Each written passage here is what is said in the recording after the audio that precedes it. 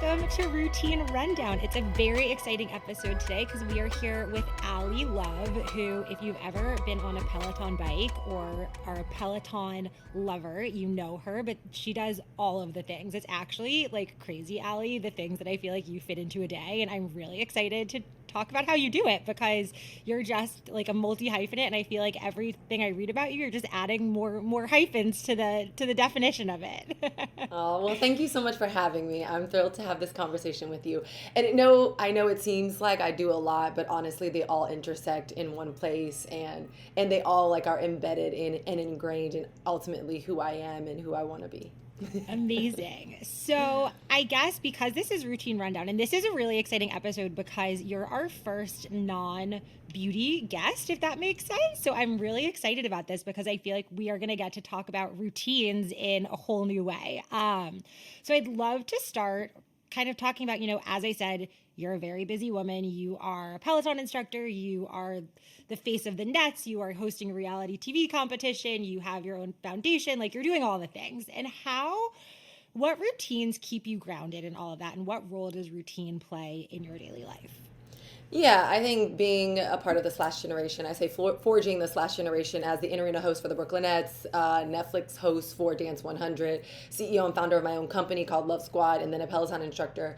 What's important for me in figuring out kind of how to manage my energy and manage my time, and also have time for myself are my morning and my evening routines. I am pretty much of a stickler when it comes especially to my morning routine. My PM routine I can say can get a little here and there, but my morning routine is a non-negotiable for me, and I am constantly reminding, refreshing, and refining what those routines look like as I evolve. My jobs aren't happening all at once. As a Peloton instructor, it's my full-time job. I'm always on. I'm also the global lead of instructor strategic initiatives there, so I'm helping to manage all 57 instructors in terms of implementing new processes with our partnering teams and with our partnering leaders. And so within doing that, the scope of the work is not all at once. It is in seasons. And I remind myself that my routines in the morning and in the evening are the things that keep me grounded, that bring me back to me, that are my check-ins. Like I said in the beginning, that are my non-negotiables.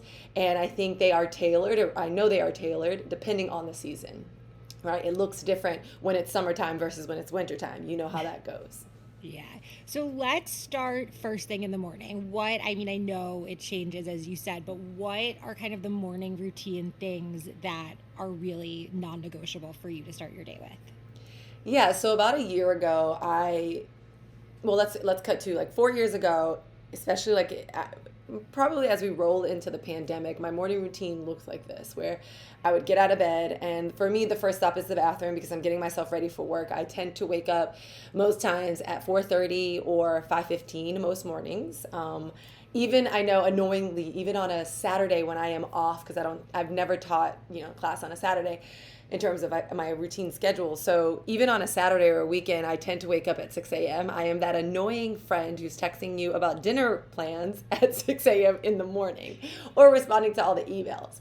But what I realized a few years ago is that when I would wake up in the morning, I would roll into the bathroom and I would just sit there and I would just breathe. I would focus on breathing exercises. It was a moment that I'd have to myself that day. A lot of my job is, and we talked about the intersection in the very beginning of all the jobs, they're centered in those 3 C's: community, camera, conversation, right? A lot of what I do, there are members, there are fans, there are people. It's very social. There's an energy exertion that goes into it. Live classes, live Nets games, live Love Squad events, press interviews. I'm very fortunate to do the things I do and to do the things I love doing. But I have to be mindful of that energy. And so back in the day, I would just basically, and I did this for a few years, but I would get up and I would just go in the bathroom and I would sit on the floor, sincerely, in the dark, and I would just think for 5 minutes, how do I feel? Am I tired today? I would just do a physical check-in. And the reason for this were a couple things. One, it was for me to remove myself from getting out of from being in the bed. I wouldn't do a check-in in the bed because naturally, when it's early in the morning, I too can succumb to pressing snooze. I have a non-negotiable rule of never pressing snooze. If I cannot press snooze, I will not. And so it was to, one, get me out of bed, get me out of the space that feels the most comfortable. And number two, it was really to own my day. I was like, you know what, I want to, and we talked, that used to be like such a buzzy thing a couple of years ago. It's like, own your day. It's like, how do you do that? Well, it's like, it's not pretty. It's not, I don't have like the luxury of having a full staff on. So when I wake up, my breakfast is done, my smoothie, I don't have that. And most people don't, let's be honest. So I would wake up, I would go in the bathroom, sit on the floor for like 5 minutes. I would do some breathing exercises. I would check in to see like, how did I feel? What were my energy? How was my energy that day? Did I have energy reserves? Did I need to tap into them? Did I feel like I had a great night's sleep? That evolved over the last few years, up until last year, into a simple question. It's a 2-part question. Every morning I get up, as soon as I get up, I literally still go into the bathroom, but I sit with myself and I ask myself, how or what do I want to feel today? And I answer that question. How or what do I want to feel today? I can want to feel very productive today. I want to get everything done on my list today. I want to go in with fiery energy today. And the reason for this was what I recognized while I was, quote unquote, owning my day. I think there was a step that I was neglecting in the morning. And the step was sincerely feeling productive by the end of the day. It doesn't matter how much we get done or how many things we cross out our list. Those don't always equate to feeling productive. It's almost like I needed to establish what my metric for success looked like each day. And it could be as simple as, I don't want to talk a lot today. Or I don't want to talk negative today. Like if I find myself, I don't have the capacity to be in a negative conversation or experience. And so when I would find myself in those situations, I'm like, ooh, not today. I can remove myself. I know how to behave. And so again, like getting up in the morning, I ask myself that one question. I tend to hydrate as well. I have a water bottle in every room right now, at my desk, by my bed, in my bathroom. I have a closed top water bottle under the counter.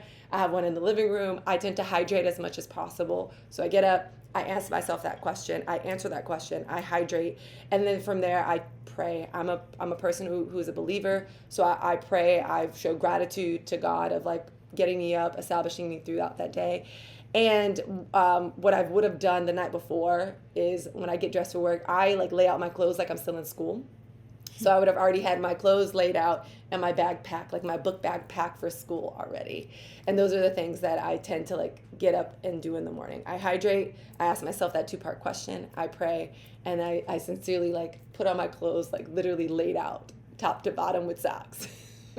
I really love that, especially the 2-part question, because I am not a meditator. I've tried a million times, and I think because of that, I've struggled to have that kind of check-in in the morning. And I think that's a really interesting way to do it. That's not like you don't hear that much about that. It's unique to you, which I'm gonna try that. I love that. Yes, try it. And I agree with you. I'm not much of a meditator. I think it scares me.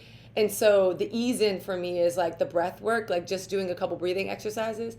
But again, I think it's just asking, and sometimes I'll forget. Like sometimes I'm like, I'll be in the Uber or on my way to work on the train or something, and I'm like, ooh, how do I want to feel today? Like I'm not always perfect with my routine. Let's be honest, Zoe. Like let's name one person who's perfect with their routine, and I will tell you they have way too much time on their hands. So I would maybe be envious of them. But I think for me, it was like, it's not necessarily always getting it perfect. It's making sure that I have time to answer that question, especially before I interact with people. It allows me an opportunity to be proactive around how I feel, to protect my feelings and myself, to set that metric for success, and to make sure, most importantly, I am not reactive to people. Like something in the world doesn't happen to me, and then I am reacting to everyone because I wasn't ready.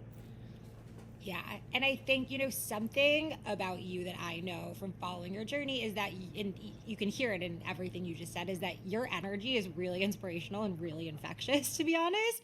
How do you keep that up? How do you stay motivated on days? Because I imagine there are days when that's easier and not as easy than others. Oh, yeah. I know I hear sometimes that people are like, how are you always so positive? I mean, one, I'm not positive. I too have struggled with depression. I've had anxiety since I was a kid. My mother had anxiety. It was my first introduction to what anxiety was. We didn't know exactly what it was, but it was the introduction to it. I moved to New York, and I had to like figure out a lot of things for myself. I didn't grow up with family here. I didn't come from a place where my parents knew how to navigate my career or career trajectory. They did the best that they could, and they still are, and they're fantastic.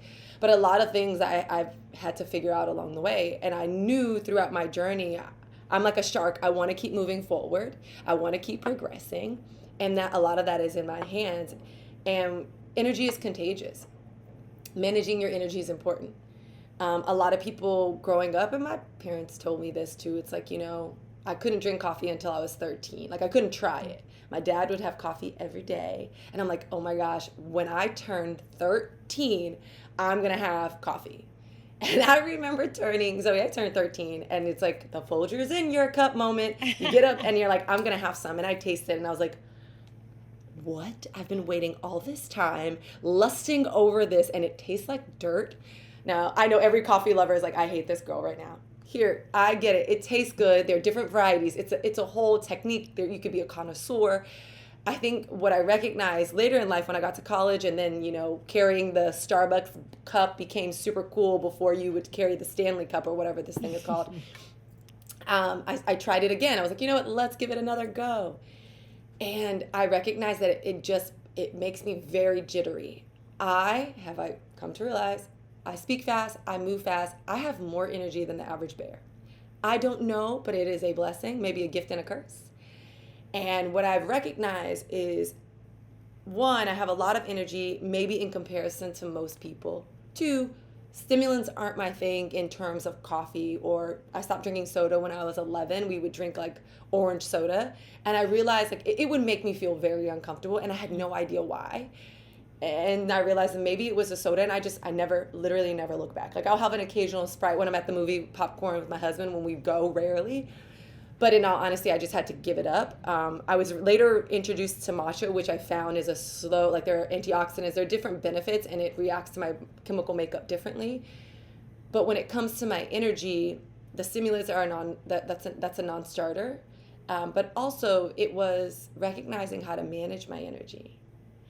The economy of energy is something that I've been constantly thinking about. What are the things that make me feel good? What are the things that fill me up? What are the things that deplete me? Identifying those three things over time. And they're as simple as taking notes. Like, you all got that one friend that just drains you. You know who she is or who they are, right? You're like, when I'm around this person, I love them to death. Like, they're like my family. But when I'm there, I'm all in, and it's a lot. So it's keeping an eye out on like economy of energy. What's going to fill your tank? What's going to deplete you? And then, of course, like, what's going to make you feel good? And identifying those things and giving yourself all of those things throughout the day is really important. And so for me, how do I do it all? And how is where does that energy come from? I think it's really being mindful of how I always operate and protecting myself, and always positioning myself probably once a day, and I'm pretty sure most days, unless I'm just like watching British murder mysteries on the couch. I always find a pocket, 5 minutes, because nobody has 10, 5 minutes just to do something that I like do something that gives me energy, whether it's like reading something on my phone, looking at somebody's account, right? Your feed feeds you. So sometimes I'll go to certain people's accounts, and I'll look at their content, and I'm like, this makes me happy. This brings me energy.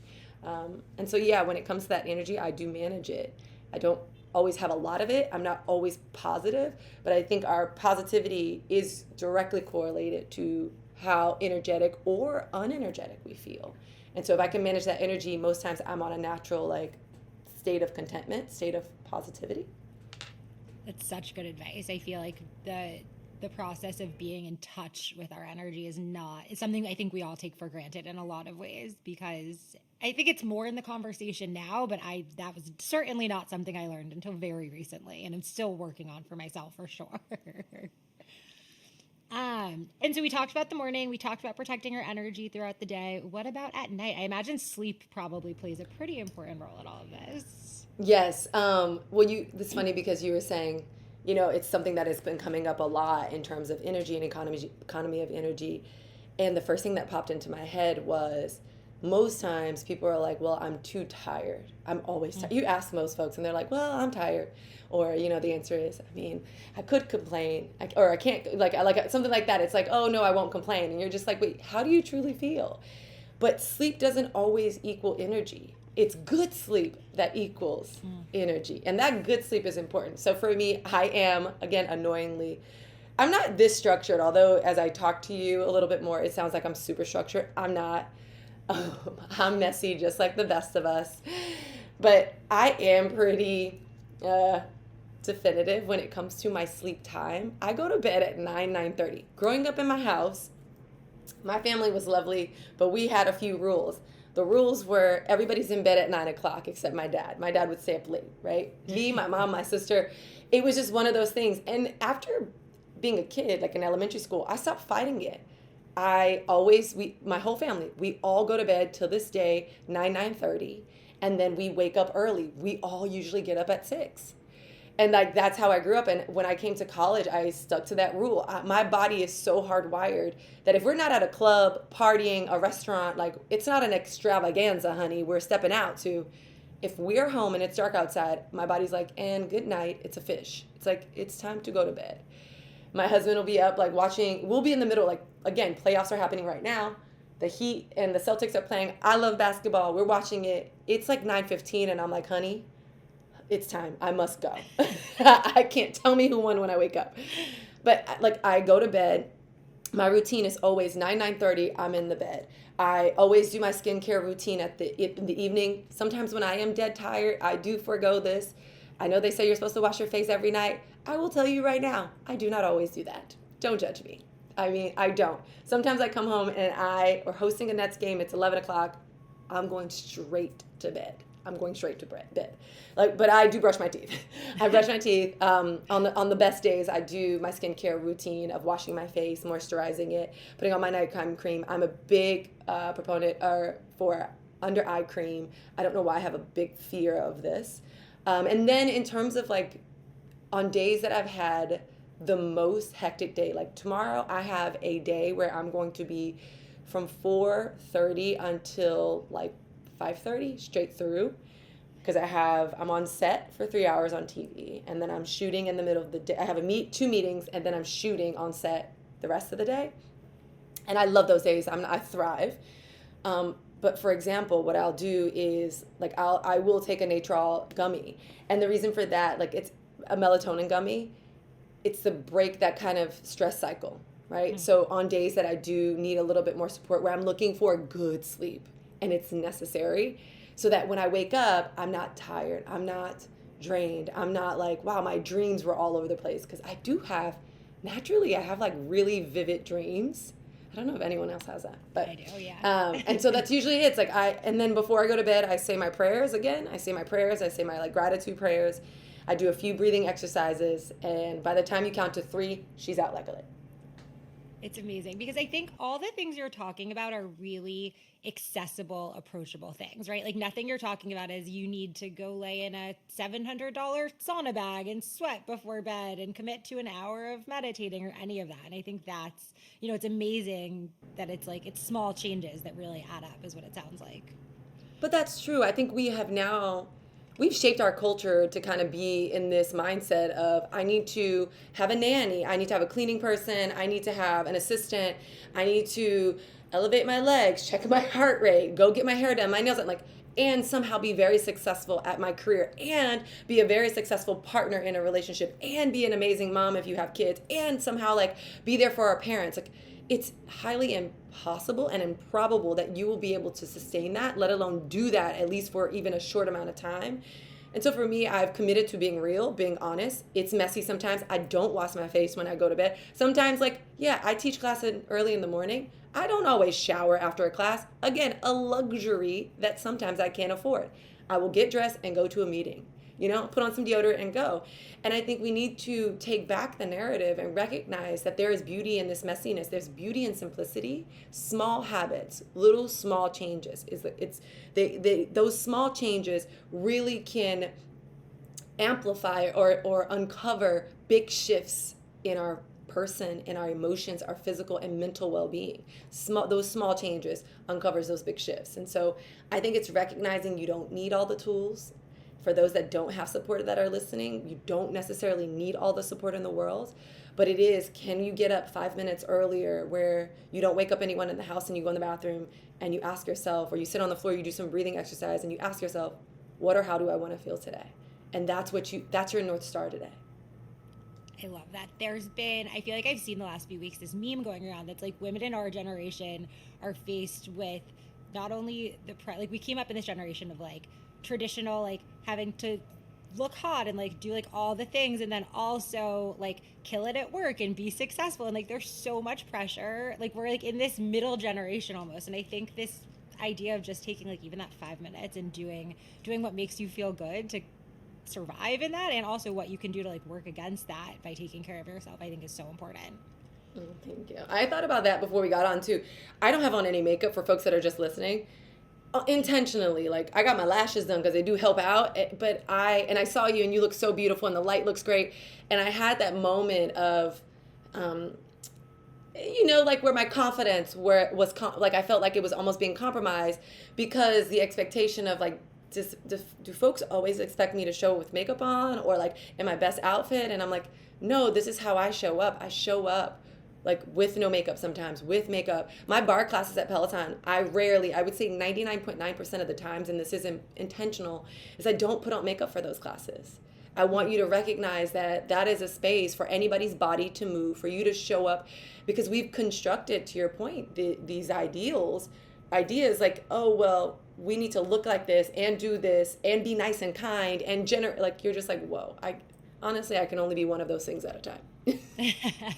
Yeah, and you look beautiful. So You're my friend. Thank you. I know that you are a classically trained dancer. You're with Alvin Ailey, and you've really dedicated your platform to helping people change their relationship with fitness, right? Like, I think that's fair to say, right? I think in general, like the conversation on fitness has started to change. I know at Well+Good, we've been, trying to take away the like weight loss, aesthetics moment of it, but I think you're doing so much of that too. Why does it feel like we've reached this moment where like we're here and we're doing it, and why is that so important?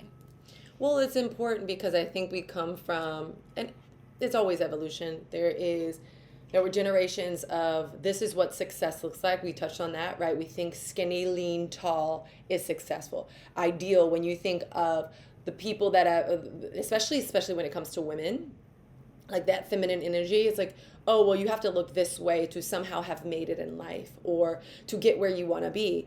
And we're deconstructing and redefining what success looks like for all people. And so when it comes to my mission on fitness, it's truly this two-part idea of if I could have everyone, like my autobiography right now, or and this would be like what I would encourage most of our members at Peloton or people that follow me at Ally Miss Love on social. It's like, you're already good enough. Like, that's the title of the book. Is that if you look around with all the things you have, you can make a list of all the things you have and all the things you don't have. And you look at both those lists. And if you focus on the things that you have, you can get creative and curious around your greatness with those things.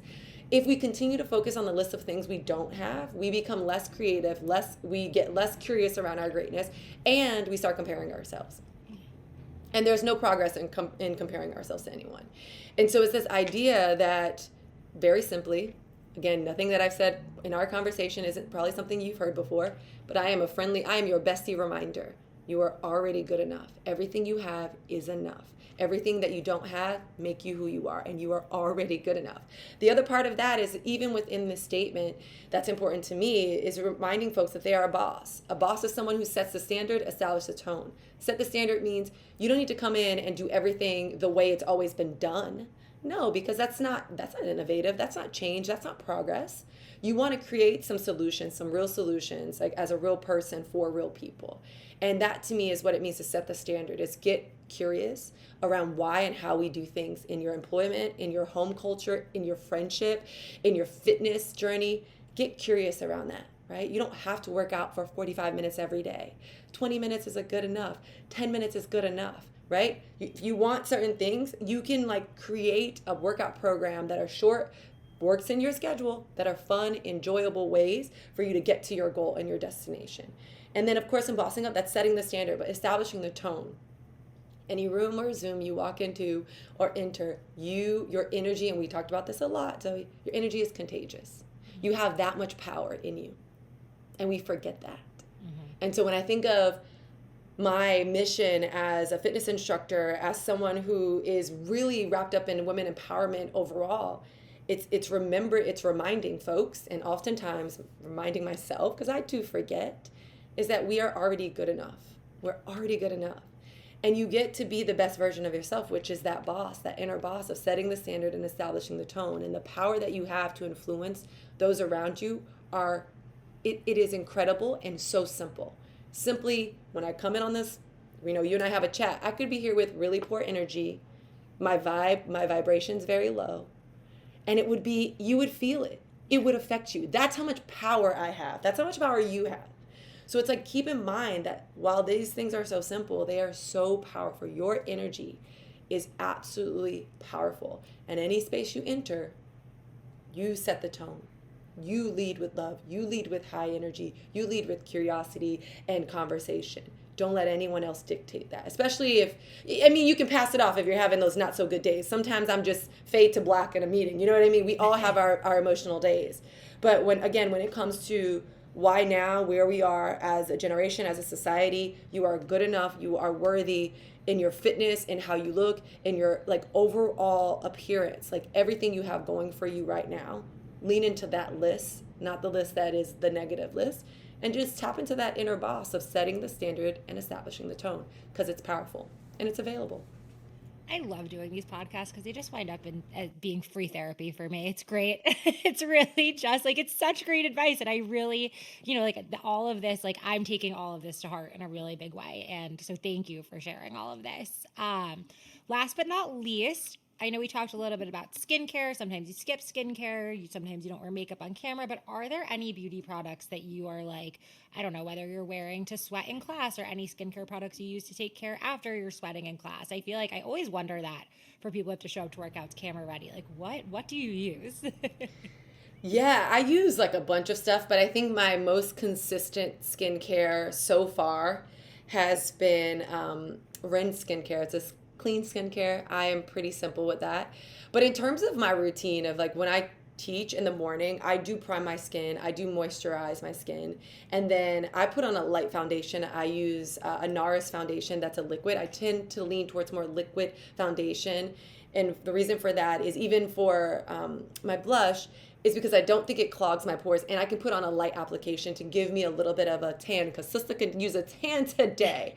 So I give myself, glow in all the right spots, but I'll use NARS for that. I use a lot of Pat McGrath as well. I tend to get lash extensions. The reason is because when you sweat, my mascara would run. Even waterproof, the amount of sweating that I do and then rubbing my face with a towel, it would compromise the look on camera. I'd look like the ride beat me up versus like me conquering the ride conquer me. And then afterwards, I usually wipe with a towelette, one of those like a Neutrogena towelette. I wash my face just with water with no soap. And then I have a hair and skin oil that I usually just put on a light, and then I'm an Aquaphor girl. I put a little Aquaphor on and I go, and that's it. That's usually like so basic. Oh, and then Benefit eyebrow brush. I love eyebrows. If your eyebrows aren't brushed, I will notice. So I do not see your teeth, I do not see your eyes or your hair, but I will notice if your eyebrows are not brushed. So for me, I have Benefit's eyebrow brush. It's absolutely incredible. They just launched a new one that I just tried for the first time. Really? It's very good. Yeah, very, very good. Highly recommend. Amazing. Well, Allie, thank you so much. This was really such an inspiring conversation. I appreciate it. You're just amazing. And I hope I'm sure our listeners are going to love this just as much as I did. Thank you for coming on. Yeah, thank you so much for having me. This was lovely. Awesome.